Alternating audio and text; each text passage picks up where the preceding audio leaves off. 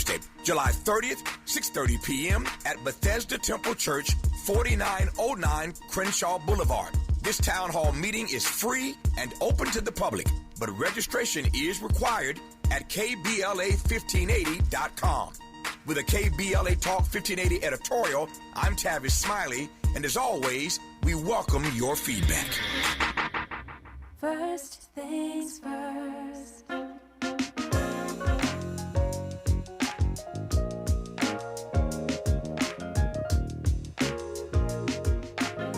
Things first, it's the DU General, Money B. I'ma put you up on the schedule, 6 to 9, 8 weekdays, not 2 and 7. Let's go. We got a lot to talk about, so much to pedal through. Unapologetically progressive. Tune to KBLA 1580 to get the mess. We're your ancestors' favorite radio station. First black on talk radio, left side of the nation. Me and Dominique DePrima go way back. Tavis Smiley making sure the station stays black. Discussing all the issues in our community. We're hosted black and brown and others find unity. So let's talk about it. Maybe we can improve it. Digital underground, always down with the movement. So we tune in to First Things First with the Queen of Black Talk Radio, Dominique DePrima. Go sis. First things first.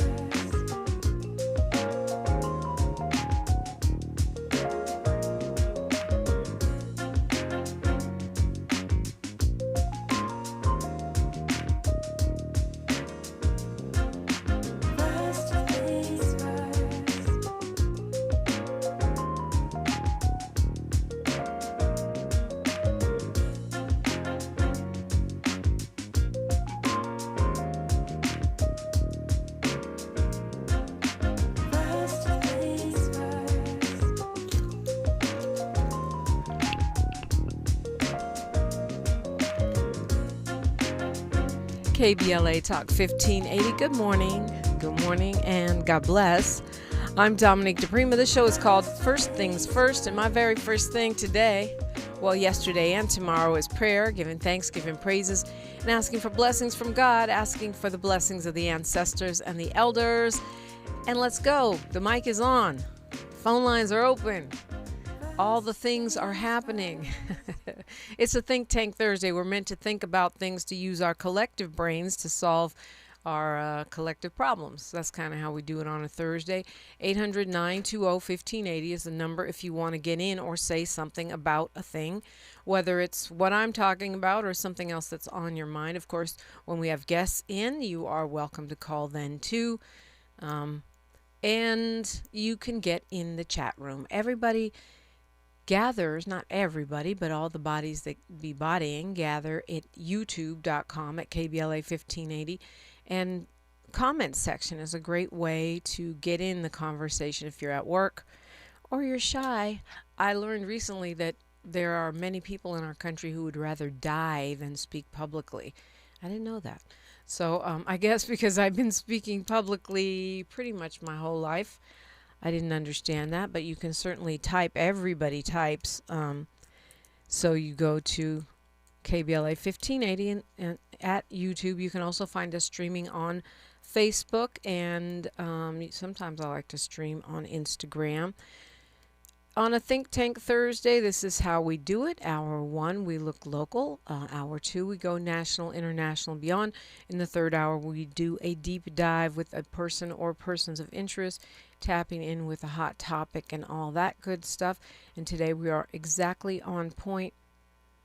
Oh, snap. I just realized something. Okay. Craziness. We're exactly on point with that today. So much going on. Sometimes my brain is going faster than my body.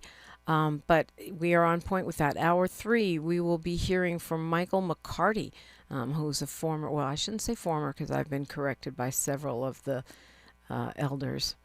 A Black Panther, a member of the Black Panther Party, and a storyteller. Michael McCarty will join us. Hour 2, we'll hear from the editor of the LA Progressive. She's a legal mind and one of my favorite smart people. Sharon Kyle will join me hour 2. And right now, it is the one and only Tim Kornegay. He is a longtime Angelino and is now with an organization called Urban Alchemy. He's a community activist and organizer in his own right outside of any organization. Tim Kornegay, good morning. Good morning, Dominique. Always a pleasure and an honor to come hang out and have conversation. Good morning, KBL LA listeners. I'm knowing we're going to have something good for y'all to talk about, so get ready. Yeah, or you're always allowed, invited, in fact, to bring stuff to the table that is worrying you. You know, it's funny, I was thinking about the voter registration drive that you and I did. Was that 2020? I think it was 2020. Around that time. That election. Remember that election? And I was wondering, do we need to do that again? Because I feel like in June, we didn't have a good turnout at all. It wasn't a good turnout, and folks aren't enthusiastic about getting out there and getting the information to people because they often feel like it doesn't matter or it doesn't work or their voice or their vote doesn't count. Yeah, and I get that, but also I don't get that right now because we're seeing, that old catchphrase, elections have consequences. That's what we're living right now. So I was just thinking about that. We were out in the community with these drive-through voter registration stations. It should always be a thing because the election process is already important, and you can't just give away these levels of power to folks without casting your vote towards your best interest. Because if you just surrender it, then there are consequences. But if you participate and you participate in mass numbers, then there are benefits as well. I mean, you're someone who started off the first half of your life, I'll say, or the first third of your life, more or less married to the streets. Absolutely. So at that point, you probably weren't thinking about voting, right? Not at all. So what made the light go on? What made the shift? Because I hear all these people arguing, well, our ancestors died for this and you should be ashamed. And no one cares about that. I don't think sadly, I love my ancestors, but most people don't give a rat's behind about that. So what is it that got through to you, or how did you get through to yourself? 3 strikes. Really?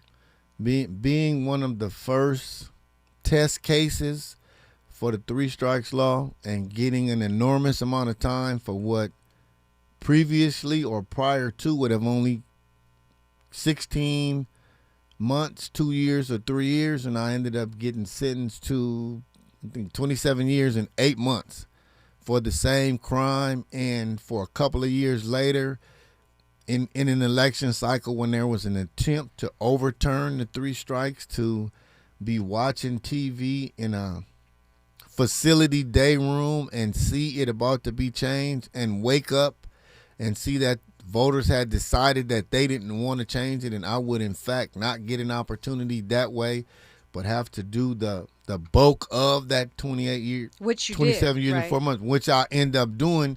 So that in itself turned on the light, like, this voter stuff is really important, and if folks don't vote in their best interest, then there are enormous consequences associated with that. So I started really educating myself around it and realized that politicians, unbeknownst to most of us, have an enormous amount of power, and if we don't pay attention and be careful, it can really be detrimental.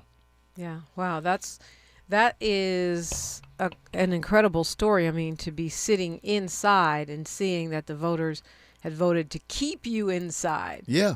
And that impacted your life to the tune of at least 22, almost 22 years. So that one voter decision took away 2 decades plus of your outside time. Yes. So, that's when the light went off, and it was like, if given the opportunity to have a level of freedom again, and this is not a detractor to anybody that's a politician, my thoughts was, I'm going to be a gangster like that. For folks to have that kind of power over me, I need to get some of that kind of power over my own life, and then share that information with other folks like me. Electoral gangster. Well, Tim, I I think there's two things that concern me about where we are right now. Well, lots of things, but two things that come out of what you're saying. Number one is people aren't enthusiastic, like you said. I mean, even last in June, and I get that a lot of times people don't want to vote in off cycles, but there were a couple of really important things on that ballot, and including the governor, you know, and people didn't care, and a lot of people didn't even know. And I do think that some of that is the result of a deliberate propaganda campaign online. To, you know, we know that a lot of these online accounts that claim to be pro-black, black power, or whatever, they are Russian, they are Ukrainian, they are somewhere in China, and they're trying to influence specifically the black community because they probably think we're stupid or we're information deprived or easily manipulated through anything that sounds pro-black. So that worries me because I feel like, and I feel like this is particularly impacting some of those people that are justice impacted. Yeah, without a doubt. What we have to realize is there are levers to the information cycle. And there are a lot of folks who feel like it doesn't matter who's in office, it doesn't matter who these politicians are, my life is not going to change, so I don't care. Right. And those are the folks that we have to get to. But see, okay, that may be true too, but like, I know I've talked to a number of people who are justice impacted who tell me that they, for example, believe that the current resident of the White House will help justice impacted people more than someone else because of Kodak Black, because of Lil Wayne, because of examples that, you know, individual examples as opposed to policy examples. And that's why you need an understanding of how this works. The person that currently sits in that particular seat can generally impact on a federal level. But when you talk about a local level and how important it is to vote locally, for example, George Gascon, that his policies really aided a lot of people from suffering enormous amount of sentencing behind enhancements. Right, and that's the former district attorney for people who just got here. And who was considered a progressive prosecutor, of which there were a number across the country, most of whom, with the exception of Philadelphia, have been voted out, pushed out, and a lot of it was big money coming from sort of a pro-incarceration lobby, if you will. So, and yet somehow progressives don't get credit for that with a lot of the folks. Yeah. You know, the folks like that are in the mindset that you were in when that 3 strikes law hit. Yeah, well, for situations like that, what I would love for people to understand is when you do have the opportunity and you do have progressive in these political positions, don't get comfortable, get active. Don't sit on your hands and just accept the benefits of it. That's when it's time to really go to work and get more political figures who think the same way, do more voter education, do more registration, so you can keep those kind of folks in office, so you can keep receiving the benefits of. Otherwise, when you get comfortable and just accepting like, oh, this is cool for right now. Cool for right now means there are other folks in other rooms having conversations trying to deprive you of your rights. Tim Kornegay is here, and you're welcome in at 800-920-1580. 800-920-1580. I'm Dominique DePrima, and you know where you are. Thanks for starting your morning off with a voice that speaks truth to power and the powerless, getting to the heart of what matters most in our community.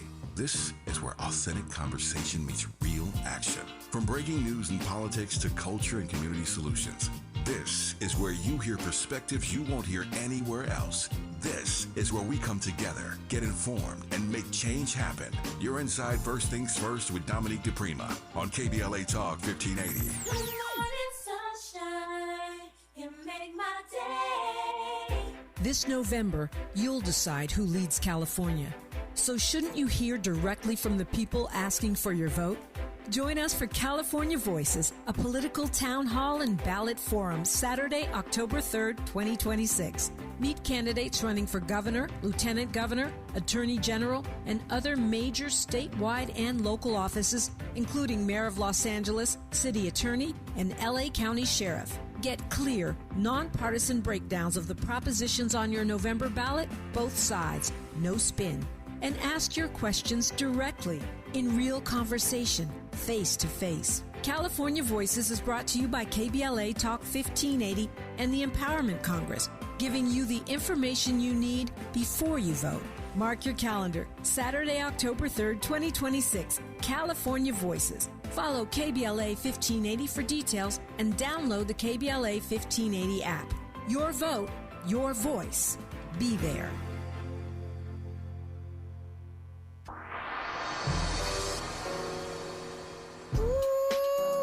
Fridays just got better. What's up? I'm Amanda Seals, and this is your invitation to come and sit with me. Yes, get seated as I do my thing on KBLA Talk 1580. We're talking noon to 2 p.m., then back again 4 to 6 p.m. Same day, same station. Bring your opinions, because you know I'm going to have mine. Bring your questions, because you know I got answers. And bring yourself, because, baby, we want you to be authentic at all times. Fridays on KBLA Talk 1580. I'll be waiting. Join me. Don't be anxious or confused about AI. Take control of your career when you get the skills to tackle real business problems and design specialized solutions. HR Dive reported that entry-level talent with applied AI credentials can receive up to a 25% salary boost. But where do you find training that you can trust? Future-proof your career and deliver more value with Humans Lead the Way AI. Their hybrid learning courses use practical definitions, real-world examples, and strategic insights to help you and your team understand AI with confidence. No magic, no hacks, no shortcuts. Just practical knowledge that helps you use AI more successfully. Don't wait. AI can never replace people who know how to use it well. Register for courses today at humansleadtheway.com. That's humansleadtheway.com. Your ancestors' favorite radio station, and your favorite morning show host. Let's get back to Dominique DePrima right now. Right now, I gotta ask you because I am trifling. What you think about the versus battle that's set to go down today? The Game and YG going toe to toe. It's a West Coast battle. I think it's good entertainment. Yeah. I think that both have like a large catalog of music that identifies with the West Coast energy, so it's gonna be pretty good. Yeah. Okay. I don't have a favorite, but I definitely like to see. I do, but but I won't say. Well, maybe I will say. I don't know. Miles, you got a favorite? Miles is an actual rapper. I mean, I think that the Game's gonna take it. But a favorite, nah. Just because he has why do you think the Game's gonna take it? I mean, the Game got a lot more classic records. You know what I mean? Like YG, he's definitely got bangers. He's got he's got hot stuff for sure. But Game's got legendary classics from the West Coast for sure. The Game got classics, but he doesn't have anything that hits as hard as you know who. Yeah, that to me that crowns my immediate winner. Anyone who wrote that. Ian like that. FDT is one of my heroes forever. Yeah. That's social commentary right there. Also, I just I'm biased because I seen what YG what he does in the community. Mm-hmm. He does a lot of stuff around mental health, and real actual events where he's bringing young people out and giving them access to mental health. He's teaming up with JCOD, LA JCOD, Justice, Care, and Opportunities. He's got his own foundation that his Mama YG runs. So I may be biased because a lot goes on in the background that most of us don't have knowledge of because it's different from. Right. I mean, I don't know. Game probably does a lot of stuff too. I just don't. I haven't witnessed it. is what I'll say. Well, when you're a public figure like that, and you want to be like active in the community and make that contribution and give back, it's often done through foundations, and folks don't know. But what's really important is that the individuals in the communities that you're doing the deepest work, that they benefit. Who knows about it? It just is what it is. Continue to do the great work and make change where you come from, because that's what matters at the end of the day. Yeah. It's funny. I didn't realize it was 2020 when Versus started, because I feel like it's been around forever. It seems like it almost like an institution, but yeah, it was COVID. It gave us something to do during COVID. Yeah. Well, something to anticipate. And apparently that COVID mindset persists, because everyone's still meeting on Zoom and battling on Versus. Are you excited about it, Miles? I'm gonna watch it. I'll be in the building. I'll be attending for sure. I'll let it have it be plugged into my car during my PM session tonight. So yeah, I don't see why not. Yeah. Okay. West Coast. I mean, I think it's also dope that we have enough. We have artists that are gonna get people excited enough to have a whole West Coast versus West Coast battle. That anyway. I digress. I had to ask you about that because you're a born and raised in LA kind of person. I know that there is an unhoused man who has been charged with a felony for sleeping outside under an anti-camping ordinance. This is in Nashville, and his name is Joseph Lamont Williams. Yes, he's black. He was sleeping in a public park. Apparently, he's been living there for the past several years, and he was arrested and charged with a felony for camping on public property. Now, he was the first one that we know of, but I don't think he'll be the last. 11 different states have passed those camping bans. LA has one. That's been a phenomenon that's happened over just the last few years. And it was a couple years ago that the U.S. Extreme Court ruled that cities can make it illegal to sleep and camp in public. Now, at least 300 cities across the country have such ordinances. What do you make of this? It's 300 opportunities to help folks and prevent them from going to jail.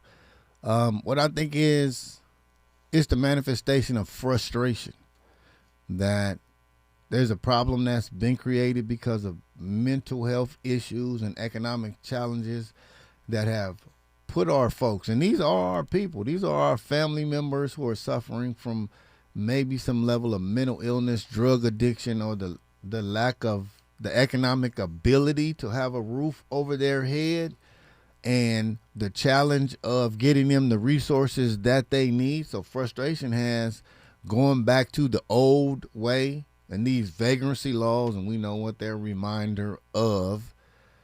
And it's our challenge to how can we help? How can we get in front of this frustration? For me and my organization, that's one thing we do. We deal with the unhoused. We deal with the homeless every day. And you're talking about Urban Alchemy. Yeah, we're you see out it on in the his field. blazer. Yeah.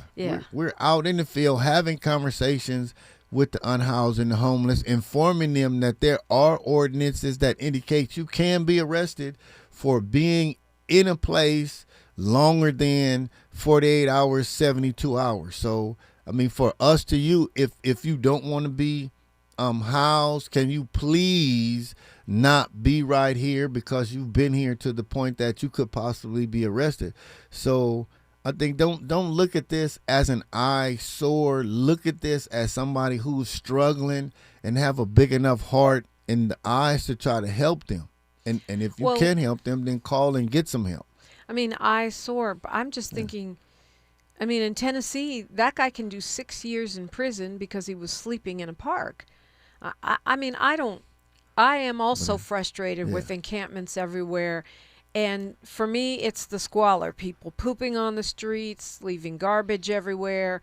But to jail a human being for 6 years because they closed their eyes and laid down in a public place, to me, that's, I don't, to me, you can't justify that. And well, that takes us back to like political education and political engagement. These are politicians that are passing these laws and these ordinances to act in what they think is the interest of the community, when they could be passing laws to create resources for folks to get out there and help these people. So you really have to have and understand who the elected officials in your area is, and what are their positions? What do they think about the homeless population? What do they think about the unhoused? How do they feel about the garbage that may be accumulating? How do they feel about the encampments? Are they the ones that's frustrated, like, well, we should just put them all in jail, not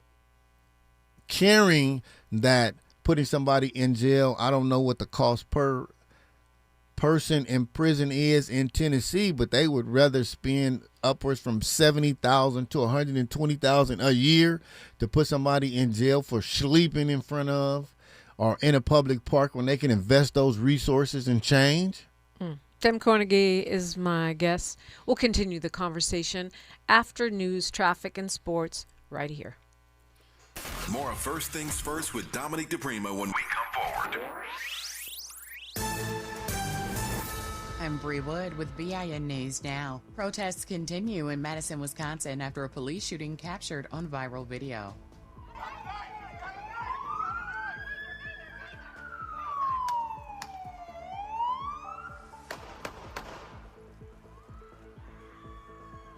Authorities say the suspect was armed with a knife, but demonstrators are demanding the officer be arrested. Rapper Pooh Shiesty will remain behind bars after a federal judge denied his latest request for a bond. Pooh Shiesty and several co-defendants are accused of kidnapping and conspiracy after allegedly holding Gucci Mane and members of his team at gunpoint. His trial is scheduled for February. And the World Series champion LA Dodgers are visiting the White House today to be honored by President Trump. Not every player is expected to attend, with star shortstop Mookie Betts saying he'll likely miss the event. Get BIN News Now on demand 24/7 on the iHeartRadio app.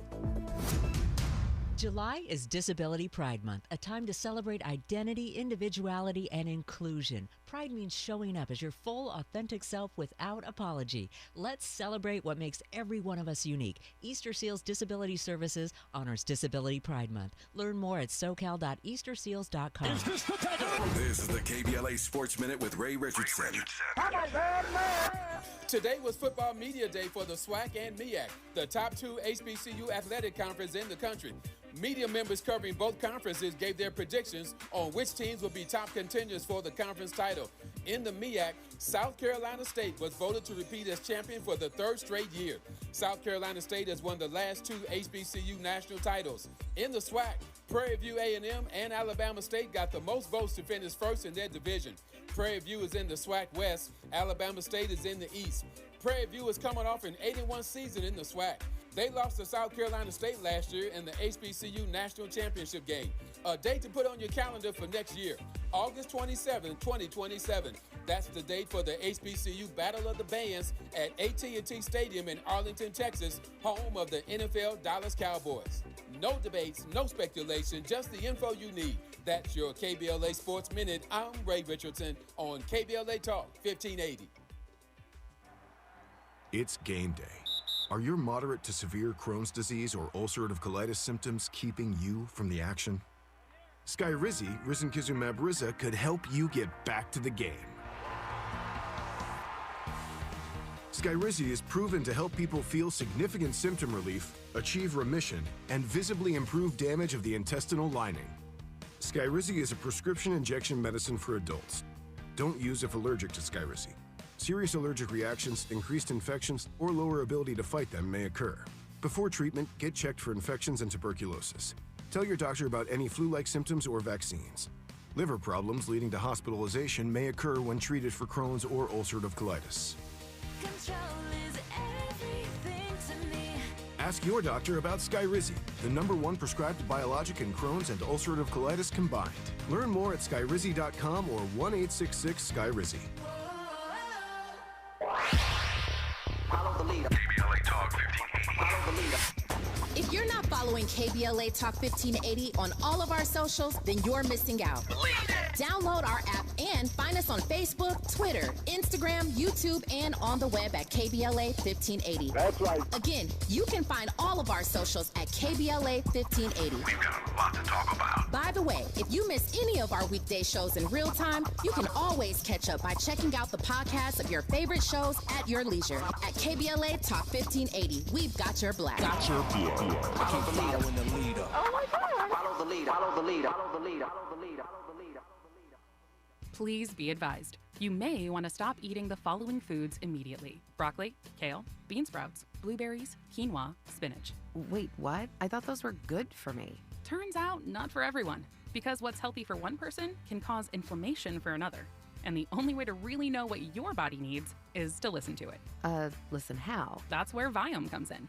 Viome is a simple, at-home gut health test that looks at your body's real-time biology using RNA to understand what's happening inside you right now. When your results come in, you'll learn exactly which foods to eat, which to avoid, and which supplements are right for you, all based on the world's largest RNA-based human biology database and thousands of clinical research studies. And many people who use Viome report more energy, better digestion, and a better mood within months. So stop guessing. Start knowing. Learn more at viome.com/gut. V as in Victor, IOME.com/GUT. And use coupon code GUTHEALTH50 to save $50 off your purchase. Viome. Trust your gut. KBLA Talk 1580. We've got a lot to talk about. KBLA Talk 1580, connecting you with services and solutions. The Michael's Daughter Foundation is dedicated to inspiring youth and resilience through storytelling, arts, filmmaking, and enrichment programs for youth and families in under-resourced communities and system-impacted individuals. The Michael's Daughter Foundation is a 501c3 nonprofit providing free and low-cost arts programs to youth and families from under-resourced communities, both system-impacted youth and those affected by the incarceration of a loved one. 1 in 43 children in America have a parent incarcerated. 70% of those children are expected to end up in prison. Through filmmaking, animation, theater, and writing, they help young people express themselves, build confidence, and imagine new possibilities. Beyond the arts, they offer financial literacy workshops, emergency support, and scholarships. Because thriving takes more than talent, it takes access. To learn more about the impact of Michael Daughters Foundation and how you can be a part of the movement, please visit their website, michaelsdaughterfoundation.com. This is a community call to action from KBLA Talk 1580. Thanks for waking up with Dominique DePrima on KBLA Talk 1580.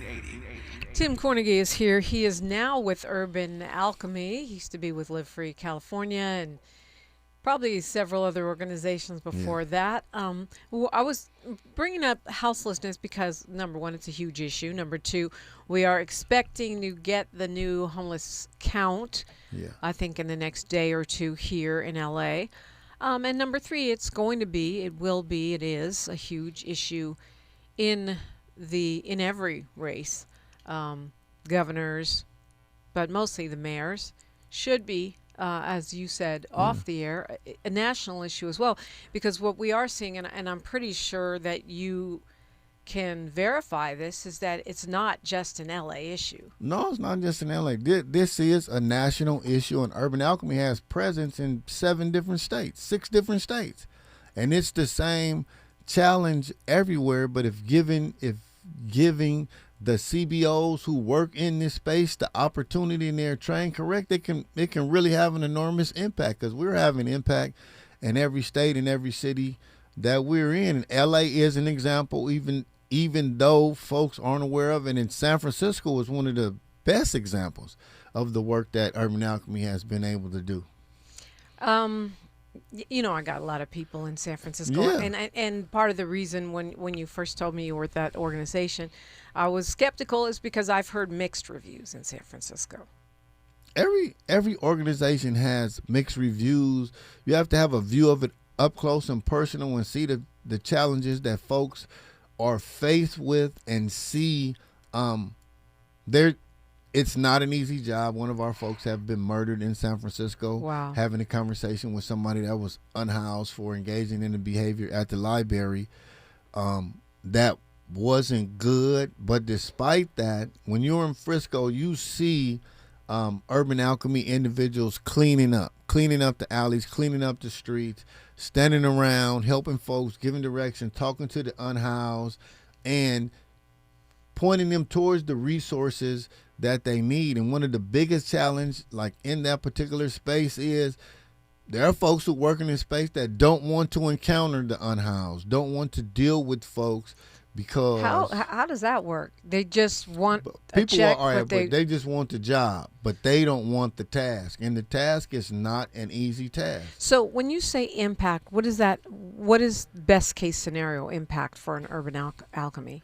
Best case scenario for Urban Alchemy is one of our sites in Culver City. We have a wellness village and have management over 2 interim housing. It's like motels, and you can see the impact, and you see environments that are contrary to what you think dealing with the unhoused looks like or feels like. But you just have to see it, because if you're on the outside looking in, you have this perception of, but once it's opened up and see like, hey, there can be impact. And if you look around the country and some of the other spaces that we're in, like surprisingly, New Mexico, that the creation of what we call oasis spaces, which are spaces, large areas, oftentimes uninhabited, unused parking lots that are transformed into what we call oasis. There are benches put there, there are canopies put there, there's bathrooms, there are places for the unhoused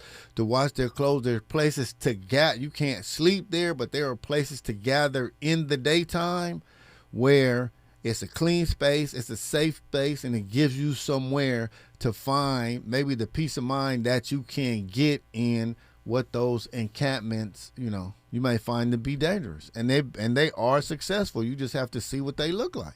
So when you say impact, you're talking about providing temporary safe spaces for people to get their clothes washed, maybe take a shower, sit down.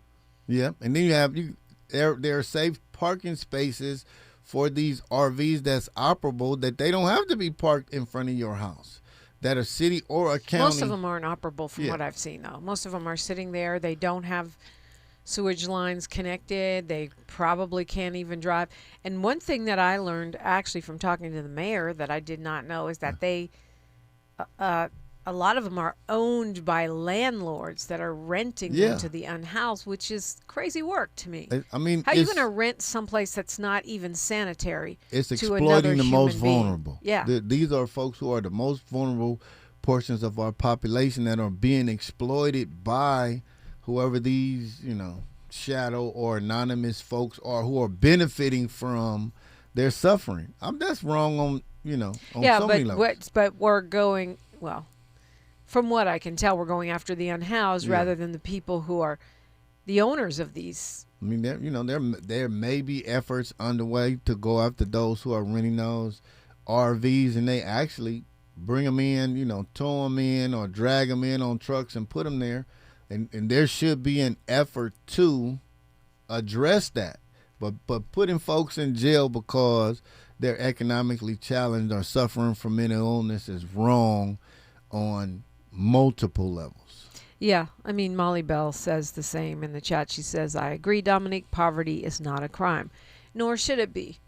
But what do we do is the question. So impact means giving people alternatives to get it together. Absolutely. You say talking to people on the street. And I know a lot of it sounds easier than it is. I have met a number of people, including members of this KBLA delegation, who don't have housing.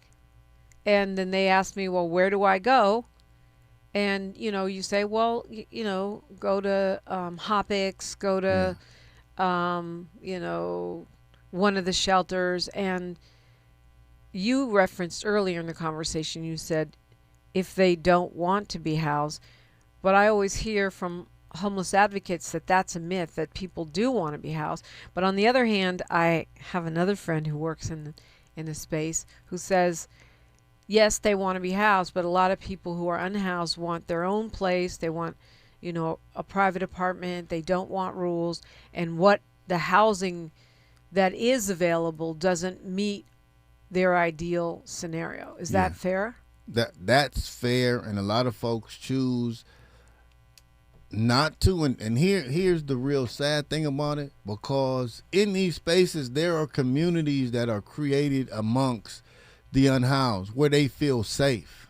Where they have friends, for sure. Yeah, right? where they have friends and they have created like a sense of family and connection, and to displace an individual or two out of that space and put them something, it may be traumatic. So the solution should be around how do folks be transitioned from those communal spaces that they have created to other communal spaces that also make them feel safe, that also make them have a sense of connection. And I think Urban Alchemy does a great job of doing that. And it's not just because I'm with Urban Alchemy. I am amazed by the level of work that we're able to do and the impact that we're able to have. And a lot of that is because of the career opportunities that are created for folks who are in the second chance space and have that skill set change where they've been homeless. They've been in those economic the struggles, lived experience and they pieces. aren't afraid to talk to somebody who is where they've been and try to pull them across that line towards some level of stability. Yeah. I mean, it doesn't sound progressive, but when I hear you say, well, these communities need to be kept intact and they need to that they may be having trauma and they may need a safe space, there is a side of me that says, well, you don't have a place to live, so how many, how picky do you get to be? How many vacant buildings is it in LA that's owned by the city and county? How many gigantic parking lots that are owned by the city or county that are vacant and unused that can be converted into safe spaces, that can be converted into what we call oasis spaces for folks to gather, for them to have that level of community? And it's definitely a lot less expensive than using jail as an alternative, because we've seen this before. Okay, so let's and take jail off the table for a minute. I mean, we know that doesn't work. Yeah. Nathan Hochman may not know that doesn't work, but we know that doesn't work. So, but what I'm talking about, let's get to the level of me and you who are conscious individuals, and most of the people that listen to, that are part of our delegation want the best. We don't want to warehouse people in jails. We don't want to put them in camps way out in the middle of the desert that are basically prisons. But also, as E.C. Courtney is saying on YouTube right now in the chat, we have a lot of mentally challenged people who have to learn how to live all over again. I feel like I'm seeing more mentally ill people than ever before. I mean, severely mentally ill. Maybe I'm just noticing it more, but I doubt it because I'm walking in the same spaces. Well, what I'll do, and I don't want to put you on Front Street, I'll invite you to go with me on a tour of some of our sites, and you'll see what the impact can actually look like up close and personal. I mean, that's not putting me on Front Street. I don't have a problem doing that. But what I'm talking about is, okay, the solutions that we're doing. People criticize the mayor because they think it's just she's doing too much temporary stuff and she's not doing enough permanent housing. On the other hand, we have so many challenging conditions, right? We have a federal government that is cutting resources, that cuts food stamps, cuts assistance, and so people are more likely to end up on the streets. And it is just the beginning. They're talking about privatizing, Social Security, which is what keeps most of the elders off the streets. You have that. We have fires in the east, fire in the west, making less housing available, and people running out of resources that have been, getting temporary help after the fires. So there's all these conditions that make it very likely that there will be more unhoused people, and yet the only thing that seems to have been working, at least in terms of the numbers, is the mayor has been prioritizing this, but she's criticized because there's not enough permanent long-term housing. And some people say they don't need supportive housing, just put them in housing. I'm not talking about philosophically jail versus help. I'm talking about what type of help can really impact mass levels of people in the near future, not 20 years from now. The conversations have to be about Like, what are the solution-based answers? Even if you're doing the work and you're putting folks in housing, there has to be resources that go along with that. There has to be like a level of engagement after they're housed to continue them on their path. Well, if you just take somebody off the street and put them in a room and they stay there, then they might just stay there. And that's what supportive housing is, right? Yeah. Supportive housing means there's services there to help them stay. Yeah, and what is the level, what is the level of programming, and is it realistically helping folks out of their space into other spaces where they can reintegrate into a society and be successful? Are we being too timid about the city, the state, the county owning housing, like a social housing model similar to what they have in some European countries, where when people age out of the workforce and they can no longer afford their rent, or when they're, say, leaving foster care, the option isn't tent, the option is social housing. Yeah. That's not necessarily a housing project per se, but it means you don't go to the streets. There is an option. There are applicable models and successful models. Why aren't we doing it? That's a question that needs to be answered by our politically elected officials, which take us back to, oftentimes it goes back to politics. That's why the political space is so important. That's why the voter education is so important, because our politicians are making these decisions and we have to know how they think. Otherwise they think, well, let me not, because that'll be saying think too much. Otherwise they'll feel like they know what's best for us. Well, and the thing about it is, challenge me. I'm happy to come see Urban Alchemy. I go see stuff all the time. Let's do it. That's why I'm busy. But I think it's not just understanding how they think. It's influencing how they think. I'll guarantee you. Maybe we should bring some of them on the trip. Visiting, exactly. I mean, the political figures, they always visit our site. I guarantee you it'll change the way you think about the engagement and the impact that's made. Possibly Guaranteed. So. Guaranteed. But Jerry Anderson makes a great point. The profit model has not yet been defined, and that's part of it. For one thing, these are my solutions. I'm not in charge of anything, but I do not think real estate developers, should be allowed to contribute to city or county political campaigns, period, full stop. Because now they're influencing. Who's donating on behalf of the unhoused? Yeah, nobody. Exactly. But if there is the exception to the rule, the unicorn that exists that does socially conscious investing in addressing the unhoused or the homeless population, and that's different. And there aren't that many, but there are some. Okay, example. Alan Green in Austin, Texas. All right. Well, I also do not believe that housing should be traded on the stock market. Oh, not at all. Period. Full stop. That's not especially social investing. Especially people betting, against it, right? I don't think that it should be corporatized. I think that it should be. It is a human right. It's a human right. Food, shelter, education, and medical care. Well. This, I think the name of his organization is Loaves and Fishes. Alan Green. Loaves and Fishes. Oh, yeah, I've heard of that. Amazing model to address the challenges being faced. And it's like social housing. Hold that thought. We'll continue the conversation. Tim Kornegay is here. It is KBLA Talk 1580. Where the overlooked become unmissable. This is KBLA Talk 1580.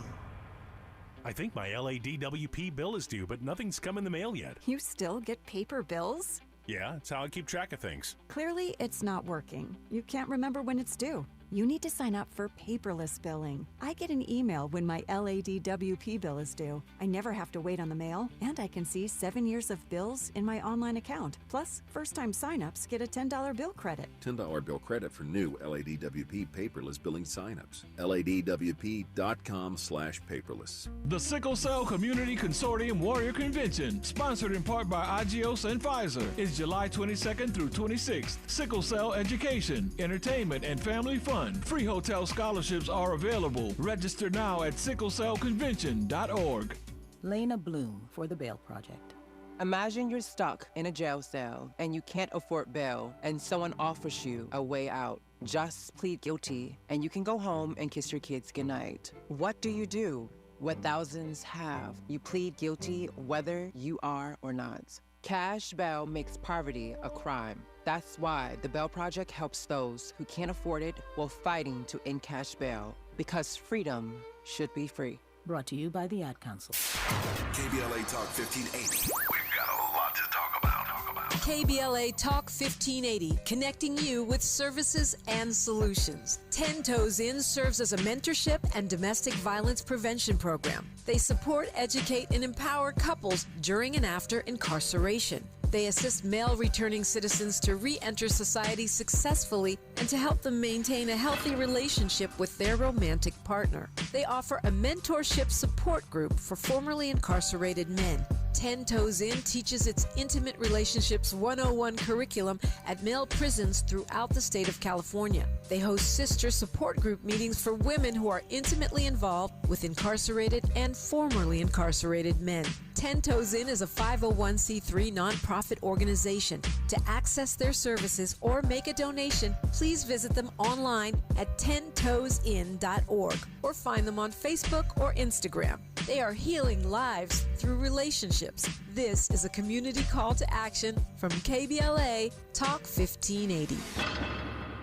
At KBLA Talk 1580, we do more than just talk. Hello, Joe, you're up. Welcome. We're unapologetically progressive, and we don't black down. Tim Kornegay is here. We're talking about the thorny challenge of houselessness. He works with an organization that is doing something about it, Urban Alchemy of LA, but it's a national organization. Yes. And, okay, he's invited me to visit. I shall absolutely do that. In the right now, you said get more politically engaged. Absolutely. If I'm a person, because this is an actual question that I get all the time, now I'm going to start calling you, that people tell me they have been to Hopics, they've been to shelters, and they don't know where to turn to get a place to live. They say they are ready to come inside, they want to have a place, but they don't know where to call or what to do. What do I send those folks?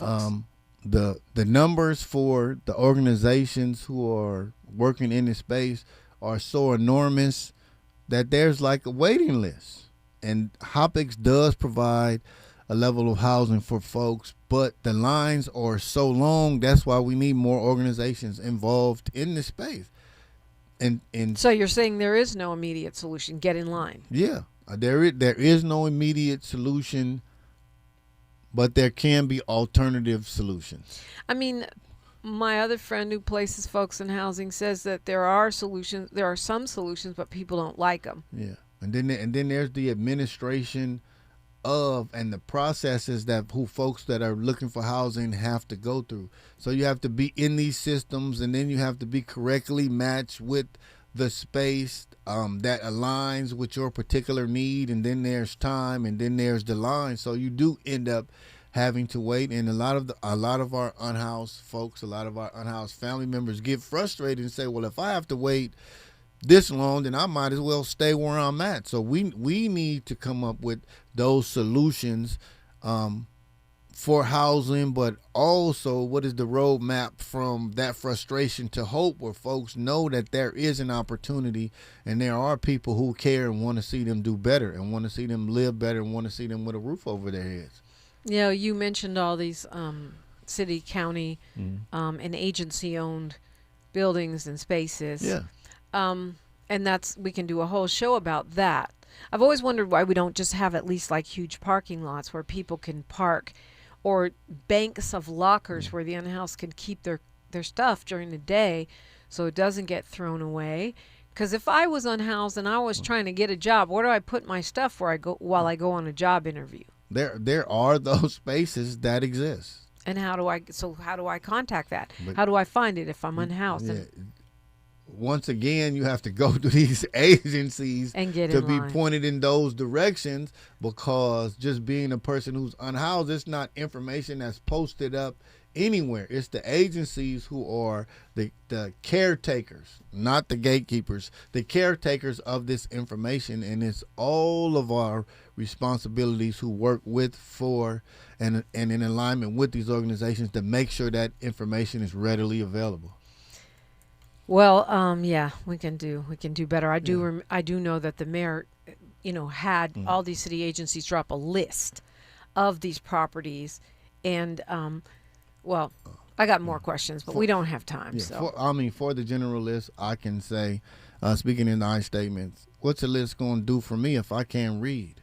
No, the list was made for the city to start moving some of those properties into use to create housing. Yeah, but that's why the direct communication is necessary to get over the fear and trepidation of encountering somebody that doesn't look as clean as you are, as pretty as you are, and be able to talk to them to get that comfort zone, because there is a fear of communication with our unhoused folks, and develop those relationships, because at the end of the day, regardless of what you're doing, relationship is the magic.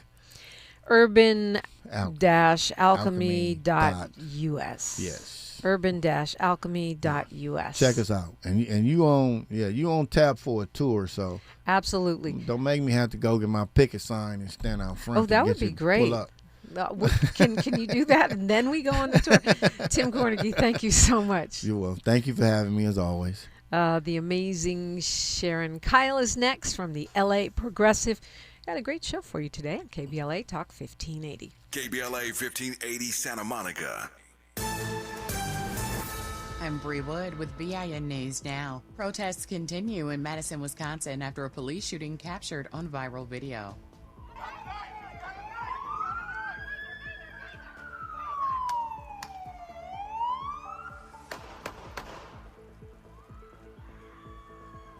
Authorities say the suspect was armed with a knife, but demonstrators are demanding the officer be arrested.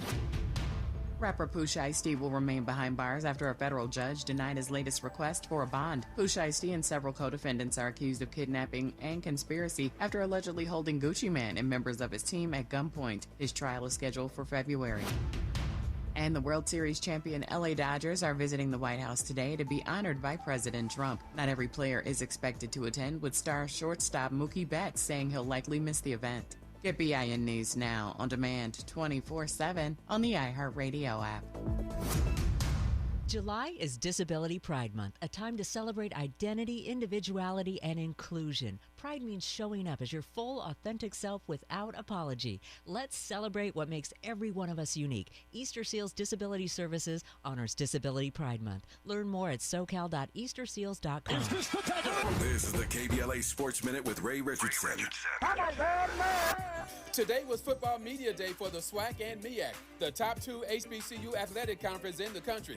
Media members covering both conferences gave their predictions on which teams will be top contenders for the conference title. In the MEAC, South Carolina State was voted to repeat as champion for the third straight year. South Carolina State has won the last two HBCU national titles. In the SWAC, Prairie View A&M and Alabama State got the most votes to finish first in their division. Prairie View is in the SWAC West. Alabama State is in the East. Prairie View is coming off an 81 season in the SWAC. They lost to South Carolina State last year in the HBCU National Championship game. A date to put on your calendar for next year, August 27, 2027. That's the date for the HBCU Battle of the Bands at AT&T Stadium in Arlington, Texas, home of the NFL Dallas Cowboys. No debates, no speculation, just the info you need. That's your KBLA Sports Minute. I'm Ray Richardson on KBLA Talk 1580. Let me put my hard hat on, go back outside, and see if these procrastination Crenshaw construction crews have shown up yet. I'm saving space for grace, but if these trucks don't show up soon, well, you already know. Destination Crenshaw, your time is up. With a KBLA Talk 1580 editorial, I'm Tavis Smiley. KBLA Talk 1580 and Bethesda Temple Church invite residents, churches, businesses, and community leaders along the Crenshaw corridor to join a vitally important community conversation Thursday, July 30th, 6:30 p.m. at Bethesda Temple Church, 4909 Crenshaw Boulevard.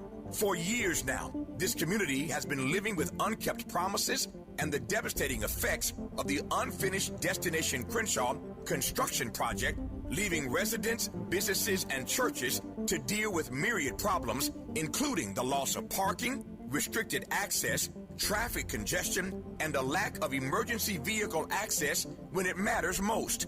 For years now, Procrastination Crenshaw has directly contributed to the loss of customer revenue for local black-owned businesses and sadly has forced the closure of some businesses along this 1.3-mile corridor. For years now, churches have been experiencing decreased attendance due to the elimination of parking, and social service programs for vulnerable fellow citizens have been altogether halted. For years now, residents have watched their quality of life erode, and nothing has been done about it. If they think they can get away with treating black folk like second-class citizens, they better think again. You better think about what you're trying to do to me. This town hall meeting is a reckoning, a public witness, an opportunity for impacted community members to share their experiences for the public record as we prepare to hold those responsible accountable for this enduring nightmare. So please join us Thursday, July 30th, 6:30 p.m. at Bethesda Temple Church, 4909 Crenshaw Boulevard. This town hall meeting is free and open to the public, but registration is required at KBLA1580.com. With a KBLA Talk 1580 editorial, I'm Tavis Smiley, and as always, we welcome your feedback. Really feel? It's how we feel. Don't try, yeah, don't try, yeah, don't try, yeah, don't try, yeah, don't try, yeah, don't try, yeah, don't try, yeah. I like white folks, but I don't like you. All the in the hood wanna fight you.